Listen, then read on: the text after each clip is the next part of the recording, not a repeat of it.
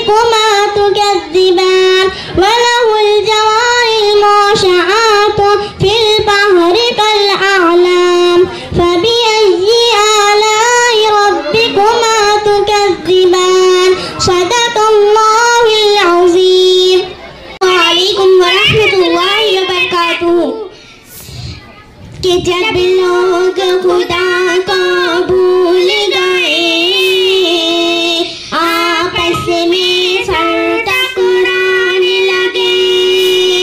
कि जब लोग खुदा को भूल गए, आपस में सर टकराने लगे। जब खून खराबा हद से बड़ा